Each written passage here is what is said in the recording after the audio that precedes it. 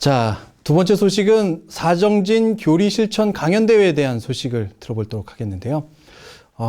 자기 자랑하는 사람 보면 어떻게 느껴져요? 물론 자신감은 좋지만 솔직히 보기 좋지는 않죠. 보기 좋지 않죠. 왠지 좀 뭐 이렇게 자랑을 이렇게 하지? 이렇게 생각 들기도 하고. 그런데 자랑을 잘하면 남들한테 박수도 받고 상도 받는 대회가 있어요. 글쎄요, 자랑을 하면 상을 주는 대회가 있나요? 자기 자랑을 잘 해야 돼요. 그걸. 자랑을 하면 보통 비난하지 않나요? 그 모습을 지금부터 보도록 하겠습니다. 자기 자랑을 잘 해달라고 격려하시는 분이 계시는데 격려사 먼저 듣도록 하죠. 사실 막이 격려사가 돼서 그러지 이 자리는 격려를 하는 자리가 아니고 저도 오늘 여기서 발표하시는 교도님들의 이 공부담을 들으면서 한 수 잘 배우겠습니다 하는 그런 말씀을 드리는 자리가 아닌가 그렇게 생각을 해봅니다. 생활하시다 보면 이렇게 간간히 좀 개운하다는 생각을 가지시는 때가 있으시죠? 언제가 이렇게 개운하시던가요? 저 TV를 보니까 불코락스를 먹으면 막 날아갈 것 같다고 어떤 아가씨가 나와가지고 막 불코락스를 먹더니 막 하늘 높이 날아가는 그런 장면이 있던데 그럴 때가 개운하고 날아갈 것 같고 그런 겁니까?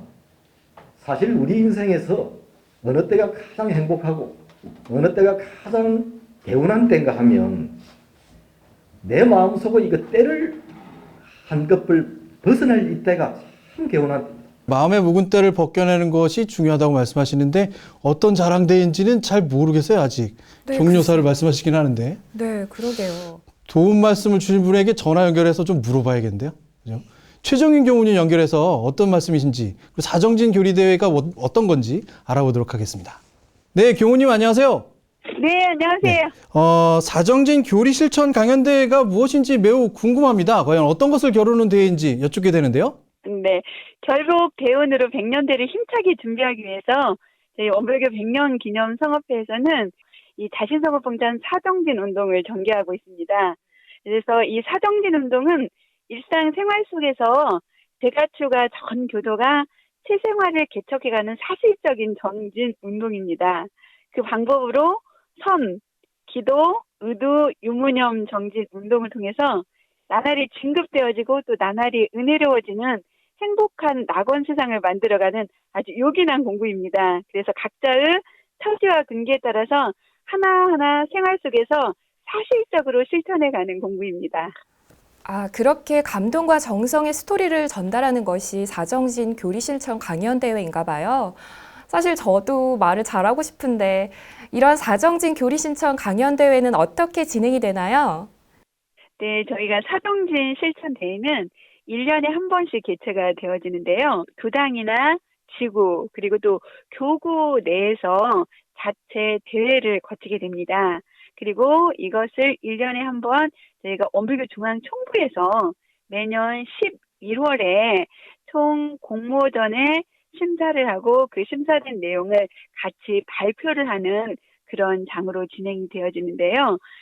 내년 원기 101년에는 전국에서 대대적으로 이 사정진 운동 실천 사례 발표 대회가 실시가 되어질 계획입니다. 그동안 나와졌던 우수 사례들을 책으로 발간하기로 했습니다. 이 내용들은 한 분 한 분의 생생한 공부 사례담을 통해서 모두가 마음을 알아가는 재미로 나날이 기쁨, 보람, 유익이 가득한 어찌 보면 일상생활에서의 길잡이가 되리라고 확신해봅니다. 그 책 나오면 저한테 꼭 한번 보내주시고요. 저도 꼭 읽어보겠습니다. 그런데 사정진을 실천하는 매뉴얼이 있다고 들었습니다. 어떻게 활용할 수 있을까요? 네, 그동안 저희가 자신성업봉전 사정진 운동을 전국에 확산시키고자 다양한 공부 방법을 제공을 해드렸는데요. 올해 이를 보다 구체적으로 체계화해서 일상생활에서 보다 쉽고 재미있게 공부할 수 있는 교재를 발간해서 보급해드렸습니다. 그 관심이 있으신 분들은 063-850-3210으로 전화 주시면 바로 보내드리겠습니다. 네, 전화번호 알려주셨는데 그 전화번호로 전화해서 무조건 매뉴얼 달라고 그러면 되는 거잖아요. 그렇죠? 매뉴얼대로 공부를 하고 그리고 다음 때에 나가면 뭐 수상할 수 있지 않을까요? 그렇죠. 그래서 대회 나가실 때 이 매뉴얼대로 공부를 하시다 보면은 굉장히 체계적으로 공부하실 수 있고, 그다음에 확실하게, 줄 맞는 공부를 하는 내용들이 공유되어 있을 수 있습니다. 저희가 사정진 교리 실천대회와 관련해서 궁금한 점이 있으면 다시 한번 전화 연결하도록 하겠습니다. 오늘 참여해 주셔서 정말 감사드립니다. 네, 알겠습니다. 사정진 교리 실천대회의 모습은 과연 어떤 것이었는지를 일단 최정인 교무님을 통해서 알아봤는데, 교도님들이 어떤 말씀을 하셨는지가 궁금하잖아요. 그 대목을 조금 짧게 준비를 해봤는데 들어보도록 할까요? 지난 2014년 봄 한참 지방선거가 있었을 때였습니다. 벌써 세 번째 선거를 치르는 저로서는 하면 할수록 힘들고 어려운 것이 선거구나 하면서 이 치열한 경쟁 속에서 정말 곡소리가 날 정도였습니다. 저희 지역은 더더군다나 원도심 지역이어서 2,3천 명이 다니는 교회가 한 5, 6개 있고, 천주교가 3개가 있고, 뭐 몇백 명씩 다니는 교회는 수도 없이 많은 그러한 지역입니다.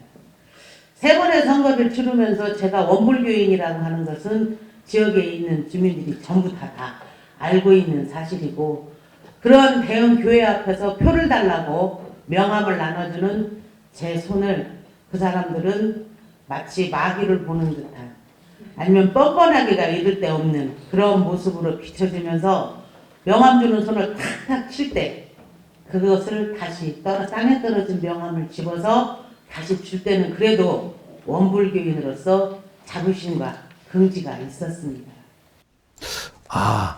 이분은 정치하시는 분 같아요. 그죠? 네. 근데 이 정치라는 게 항상 무슨 암투가 있기 마련이거든요. 모함과 암투, 뭐 이런 것들이 있는데, 그것을 당했을 순간은 과연 어떻게 넘기셨는지 그 말씀도 계시거든요. 들어보겠습니다. 수많은 억측으로 정말 저의 마음을 괴롭게 하고 저를 견딜 수 없이 만들었던 것이 선거 기간 동안이었습니다. 일일이 주민들에게 설명할 수는 없고, 여론은 술렁이고, 어떤 사람이건 이런 거짓말을 하는 사람은 잡히기만 하라. 상대 후보에게는 뭐 나도 똑같이 갚아줘야 되겠는데 이걸 어떻게 갚아줄 것인가. 참자니 분하고 억울하고, 똑같이 갚아주자니 대종사님 말씀이 생각이 나고 눈앞에 어른어른하고, 공부심이 적은 저로서는 이 원불교가 저 사람 죽인다 정말. 내가 이러다가 화병으로 죽지 싶었습니다. 이런 마음으로 하루하루를 보내고 있는데, 그래도 일요일이 됐으면 교당은 가야죠. 그래서 교당을 갔습니다. 법문 말씀은 대종경 인과품 5장 10절이었습니다. 한 제자 어떤 사람에게 봉변을 당하고 분을 이기지 못하거늘 대종사 말씀하시기를 내가 갚을 차례에 참아버려라. 그리하면 그 업이 쉬어지려니와 내가 지금 갚고 보면 저 사람이 다시 갚을 것이요. 이와 같이 서로 갚기를 쉬지 아니하면 그 상극의 업이 끊어질 날이 없으리라. 정말 난감한 순간이잖아요. 나는 잘못한 게 별로 없는 것 같은데 다른 사람이 나에게 거짓으로 혹은 아주 티끌만한 것을 아주 크게 부풀려서 이렇게 말하게 되면 정말 참아낼 사람 별로 없을 것 같은데, 정치를 하시면서도 그 말씀을 참아내셨다는 말씀이세요. 그리고 그것이 결국 우리의 교리의 법문에 있었던 말씀으로 또 한 번 더 되새겨졌다는 말씀인데, 잘 참아요? 사실 저도 화를 참기 쉽지 않았을 것 같은데요. 이러한 상황에서 참아버려라 하는 말씀을 기억하시면서 마음을 가다듬는 모습이 정말 본받아야겠다. 그러니까 원불교인들이 많이 본받아야겠다는 생각을 하였습니다. 무엇보다도 우리가 항상 하는 말 중에 마음 공부라는 말이 있잖아요. 마음 공부는 사실 이렇게 책을 열고 하는 공부는 아닌 것 같아요. 일상생활 속에서 정말 내가 이건 내가 어떻게 정말 감당할 수가 없겠다라는 그 순간을 감당하게 하고 또 그걸 이겨내게 하고 좀 더 사람들한테서 좋은 방향으로 어떤 결과들이 날 수 있게 하는 방법은 이렇게 얘기하는 방법밖에 없지 않을까요? 결국은 자기 자랑 대회가 맞아요. 그죠? 정말 그런 것 같네요. 자기 자랑 대회가 맞는 것 같습니다. 자, 다음 분의 자기 자랑도 한번 들어보겠습니다. 그러던 그의 추석 명절이었습니다. 30명 정도 가족이 대가족이 저희 집으로 모이기 때문에 음식장만을 하는데 제 몸이 자꾸 말을 듣지 않는 거였습니다. 그리고 눈도 한쪽이 감기지 않고 계속 뻑뻑했습니다. 그래도 너무 바빠 차례상과 손님상을 대접을 하기 위해 참았습니다. 명절이라 병원도 쉬어 명절이 끝난 뒤에 가보니 이미 안면마비와 오른쪽 상반신 마비 진행이 되어 얼굴이 점점 틀어지고 이그러지며 몸이 말을 듣지 않았습니다. 병원에 입원은 했으나 마비가 너무 심하게 와서 치료 기간도 길고 후유증이 분명히 남을 것이라는 의사 선생님의 이야기에 저는 모든 신심이 무너지면서 마음의 원망병이 생겼습니다. 조상님들의 제사를 1년에 5번씩 지내고 부모운을 행하면서 올바른 길을 살아온 나에게 왜 이런 시련과 역경이 주어지는가? 과연 진리는 있는 것인가? 시아버님이 미웠습니다. 입원을 해서 나 혼자만의 시간을 가지면서 이런 일이 왜 일어났을까? 라는 의두연말을 하였더니 큰 깨달음이 있었습니다. 저를 위해 보약 한 번 안 먹고 여유 없이 혹사시켰던 내 자신에게 측은지심이 생겼고 지금 마비가 오지 않았다면 나중에 더 큰 질병이 왔을 것이다. 지금 신호를 보내어 나를 사랑하고 건강을 챙길 수 있도록 사은님께서 해주셨구나. 일어나는 사고나 경계는 누구 탓이 아니라 가장 소중한 자기 불공을 잘못한 나의 업장이니 은생어회로 풀어가자는 생각이 들면서 나의 해독이 은혜로 바뀌도록 더욱 기도 정진하였습니다. 마음이 딱 돌아서고 그 부분을 바꿀 수만 있다면 이렇게 생각할 수 있잖아요. 근데 이 생각이 안 들어서 항상 누구를 원망하고 나는 왜 이렇지? 나한테 왜 이러지? 나는 그런 생각 많이 하지 않을까? 그 생각이 들어요. 누구에게나 다행인 순간이 있는데 우리 한지원 아나운서한테도 다행의 순간이 많이 늘어나는 마음 공부 열심히 합시다 우리. 자, 대회는 뭐 이보다도 더 많은 분들이 참여하셨지만 대표적으로 저희가 좀 골라본 말씀들은 이런 말씀들이었는데요. 어떤 심사평이 있는지도 한번 들어보겠습니다. 어떻게 보셨는지 저희가 생각한 거하고는 좀 다른지 들어볼까요? 심사평이 너무 어려워서 가끔 제가 대중사님을 이렇게 몇 번 배웠거든요. 네, 대중사님께서 심사를 해주셨습니다. 처음부터 끝까지 다 웃고 계셔요. 그래서 대중사님께서 모두에게 다 상을 줘라 이렇게 말씀을 하시는 것 같았습니다. 심사했다는. 어쨌든 오늘 함께한 이 시간 굉장히 몸과 마음 개운하셨죠? 네, 개운하게 해준 6분에게 다시 한번 박수 한번 보내주십시오. 중앙교구의 사정진 교리 실천 강연대회 모습을 쭉 지켜봤는데요.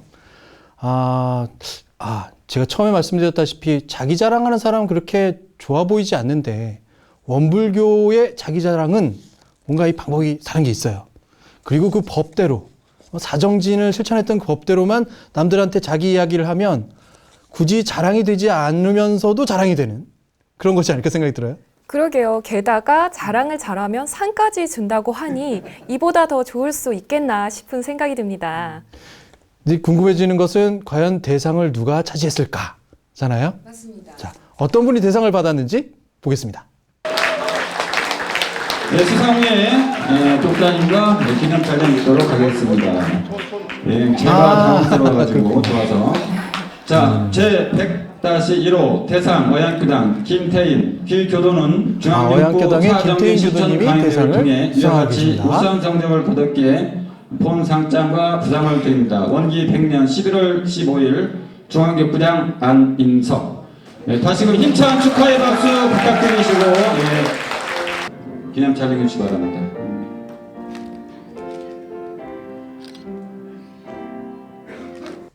말씀드린 대로 자기 자랑을 우리 교법대로 잘 했으니 상을 받고요. 남들에게 박수도 받는 그런 모습을 지켜봤습니다.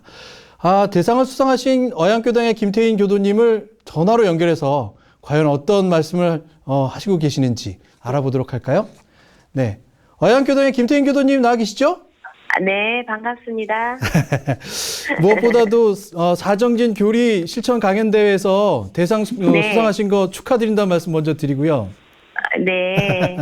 시간이 좀 지나긴 했습니다만 먼저 대상 받으실 때 느낌이 어떠셨는지 먼저 묻게 되는데요. 대상 받을 때요. 네. 그 대상을 받을 거라고는 제가 처음에 기대를 안 했고요. 네. 그냥 제가 살아오면서 지난 삶의 고비들을 사정진을 통해서 잘 넘겼거든요. 네네. 이제 그 부분을 공유하러 나갔는데 그 진심이 전해져서 이제 대상으로 이어졌다고 생각합니다.